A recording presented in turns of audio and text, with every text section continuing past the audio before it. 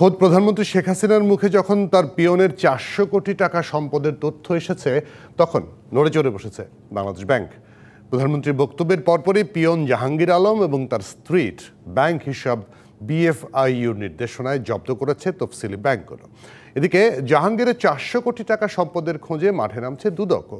৬ মাস আগেই তাকে প্রধানমন্ত্রীর বাসভবন এবং কার্যালয়ে অবাঞ্ছিত করা হয়েছে, তবে এতদিন দুদক কিংবা বাংলাদেশ ব্যাংক নিশ্চুপ ছিল। সাম্প্রতিক চীন সফর নিয়ে প্রধানমন্ত্রী শেখ হাসিনা রবিবার সংবাদ সম্মেলন করেন। সেখানে দুর্নীতির বিরুদ্ধে ব্যবস্থা নেওয়া প্রসঙ্গে প্রধানমন্ত্রী মন্তব্য করেন, নিজের বাসার এক পিয়ন ৪০০ কোটি টাকার মালিক বনে গেছেন। আমার বাসায় কাজ করে গেছে পিয়ন, সে এখন ৪০০ কোটি টাকার মালিক। হেলিকপ্টার ছাড়া চলে না। হ্যাঁ, বাস্তব কথা।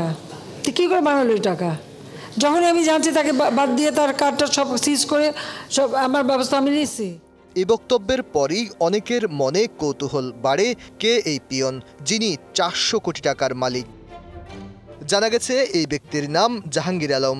তার বাড়ি নোয়াখালীর চাটখিলে। বর্তমান প্রধানমন্ত্রী বিরোধী দলে থাকার সময় জাহাঙ্গীর আলম তার বাসভবন সুধা সদনের ব্যক্তিগত কর্মচারী হিসেবে কাজ করেছেন। পরে শেখ হাসিনা প্রধানমন্ত্রী হলে তার ব্যক্তিগত সহকারী হিসেবে কাজ করেন। গোয়েন্দা তথ্য বলছে, চাটখিলের সেই জাহাঙ্গীর প্রধানমন্ত্রীর ব্যক্তিগত সহকারী পরিচয় দিয়ে নানা তদবির করে নোয়াখালী ও রাজধানীতে বিপুল সম্পদ গড়েছেন। সঙ্গে নিয়ে ঘুরতেন লাইসেন্সকৃত পিস্তল। নানা অভিযোগের মুখে গত বছরের ৬ ডিসেম্বর প্রধানমন্ত্রীর কার্যালয় থেকে সতর্ক করে জানানো হয়, জাহাঙ্গীর আলমের সঙ্গে প্রধানমন্ত্রী ও তার কার্যালয়ের কোনো সম্পর্ক নেই। এ বিষয়ে সবাইকে সতর্ক থাকার আহ্বান জানানো হয়। রবিবার প্রধানমন্ত্রীর বক্তব্যের পরপরই বিএফআইইউ জাহাঙ্গীর আলম, তার স্ত্রী কামরুন নাহার ও তাদের স্বার্থসংশ্লিষ্ট প্রতিষ্ঠানের ব্যাংক হিসাব জব্দের নির্দেশনা দেয়। সোমবার সকাল থেকে তাদের ব্যাংক অ্যাকাউন্ট জব্দ করতে শুরু করে তফসিলি ব্যাংকগুলো। তবে তাদের নামে কতটি ব্যাংক অ্যাকাউন্ট তা এখনও জানা যায়নি।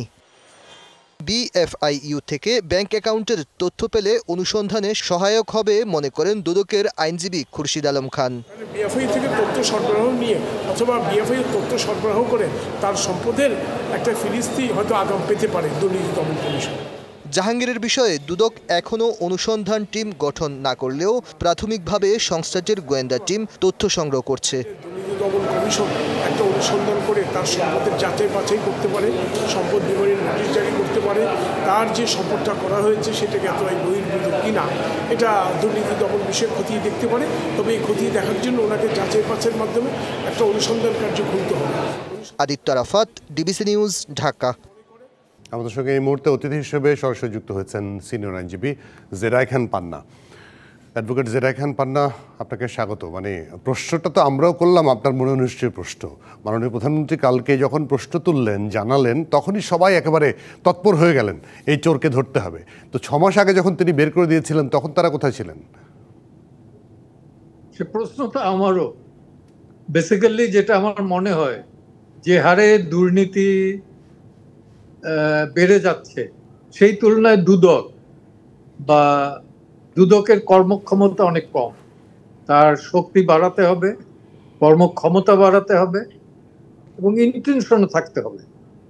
ইন্টেনশন এখন পর্যন্ত দেখা যায়, তবে তদন্তের বেলা আমাদের একটা ডিলেমি ভাব সবসময় আছে।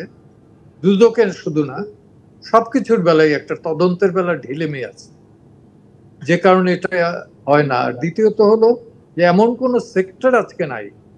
একটা পিয়ন প্রধানমন্ত্রী যদি না বলতেন তাহলে তো এটা কোনো ব্যবস্থাই গ্রহণ করা হতো না আমার ধারণার। তো সেই স্বাভাবিক ৬ মাসে যখন ব্যবস্থা নেওয়া হয়নি, প্রধানমন্ত্রী গতকাল না বললে সেটাও হতো না, ইহকালে আর হতো না। ও বৈধ টাকা হয়ে যেত এবং এরকমের কতজনের যে বৈধ হয়েছে আমরা তো জানি না। আমরা জানতে পারি কখন, যখন এটা প্রকাশিত হয়। প্রধানমন্ত্রী এটাও বলেছেন যে যাদের সম্পর্কে খবরটা পাওয়া যায় সেটা তারাই, সংস্থাগুলোই বিভিন্ন সময় প্রকাশ করেছেন বলেই নাকি আমরা জানতে পারি।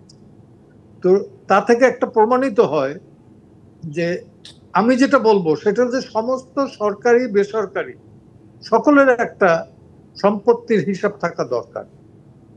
জয়েনিং এর সময় সরকারি কর্মচারীদের বেলা, জয়েনিং এর বেলা তার সম্পদ কত আছে এবং প্রতি বছর সেই সম্পদ কিভাবে বৃদ্ধি পাচ্ছে সেটা জানা দরকার।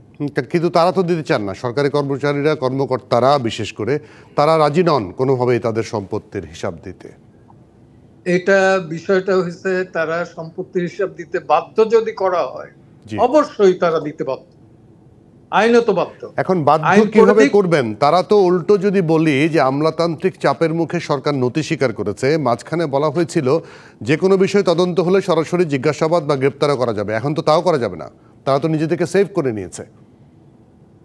এখন সেটা হলো যে আমার রাষ্ট্রযন্ত্রের দুর্বলতা, রাষ্ট্রযন্ত্রের অনেক দুর্বলতা আছে। তো সেই দুর্বলতার দিক থেকে যদি আপনি দেখতে যান, পার্লামেন্ট বলেন, বিচার বিভাগ বলেন বা এক্সিকিউটিভ বিভাগ বলেন, সব জায়গায় দুর্বলতা আছে। এই দুর্বলতা কাটিয়ে ওঠার জন্য একটা সর্বাত্মক চেষ্টা থাকা দরকার।